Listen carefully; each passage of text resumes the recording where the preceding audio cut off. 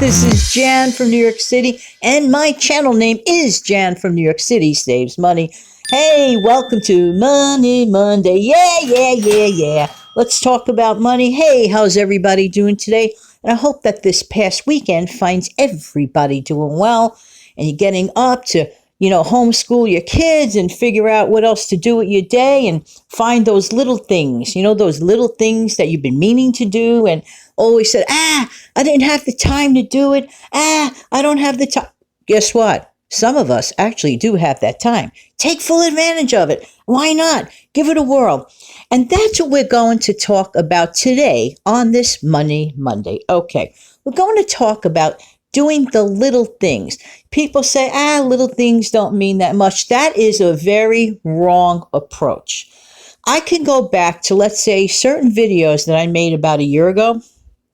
And it was basically like reminding people, hey, if you take $20, let's say out of your weekly allotment, well, let's say you get paid once a week. Okay, just saying.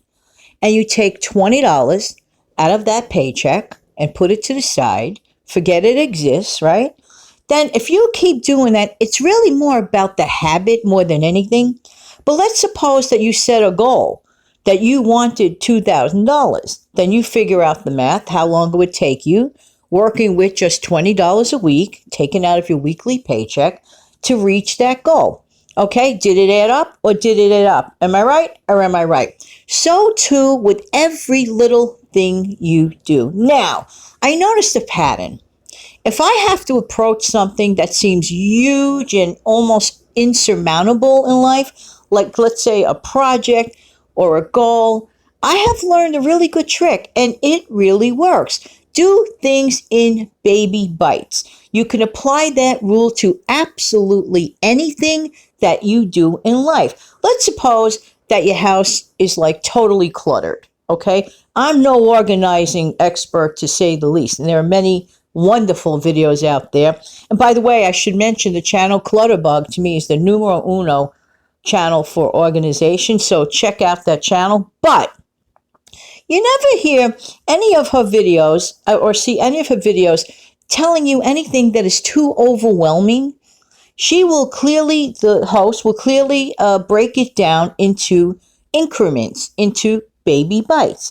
So too can you apply it to any problem you're having in life. Now, right now, a lot of people are facing horrendous financial struggles because let's face it, 4 months back, did you think, when we were like ringing the bell in for 2020, like Happy New Year, tell the truth, did you think that we'd be facing a global pandemic? No. Why? Well, none of us have a crystal ball for one. Okay. So the bottom line is to always try to prepare for the unexpected, the unthinkable, and whatever. They're just things you just can't predict. Okay. And I always allude to another wonderful channel, and it's the RHODA Stone Show. Okay. She is forever and in a good way and right to do it, reminds us to be ready for things, okay? It doesn't have to be a certain thing, but she reminds us of the importance of being ready, which is good. It's a good thing. But she doesn't say get overwhelmed and run out and do a panic shop. No, because RHODA obviously knows it's best to do things in little increments. Pick up something that you might use in the future at the dollar store. This is during, for example, quote, end of quote, ordinary time. So on her channel, this is like really old news. So anybody who follows that channel would definitely know all this, stuff ahead of time. Okay. That's just an instance of preparation. Okay. Another thing, there will be life beyond the Rona. I call it that at home. I don't know. I'm just trying to like break it down to sound a little more palatable. Okay. So there is life and will be life beyond this virus, okay? Now, you want to get ready for that? Besides getting ready for the hard part of right now and getting over this thing, there will be a time. Now, some people may actually be getting a stimulus check, okay? And I'm not going to be a nosy Nell here about that and ask what you're going to do with it. No, I would never do that. But it is something to chew on for the people that, didn't expect to get one or whatever.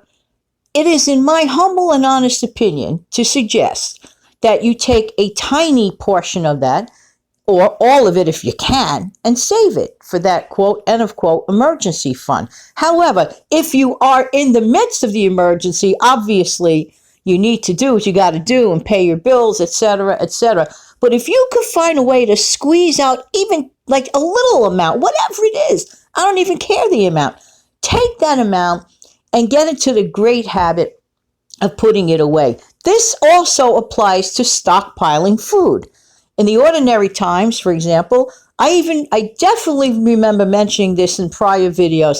While you're at the grocery store, get a couple, even if it's one thing that's non-perishable, and just put it in like a little stockpile. Now, I know apartment dwellers have a different issue.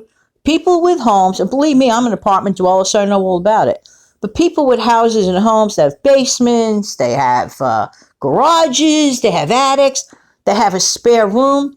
When you're living in a humble apartment in New York City, kind of hard to do a stockpile, but not impossible. Work with it on a scale that you can work with. Be it a cardboard box, be it a little bit room in your closet. Get rid of things you don't need and begin a stockpile. I have heard stories of people stockpiling things neatly and carefully wrapped in a storage box that fits under the bed. Get creative, okay? It's the little things that do add up. And remember the $1 a day challenge? Hey, I'm so happy that some people are still doing it, okay? And I think it's wonderful. It's about the habit. And the bottom line of this Money Monday video is this: habit, good habits, small things that add up. It's the little things that count, and it's the little things that will one day add up to something great. And in the meantime, this has been Jan from New York City. Thank you so much for listening. Why? Because I really do appreciate your time. And I'm going to finish this off with some music. Don't forget to come back tomorrow for the Tuesday Practical Video Show. It'll be a doozy. See you then. In the meantime, have a great day.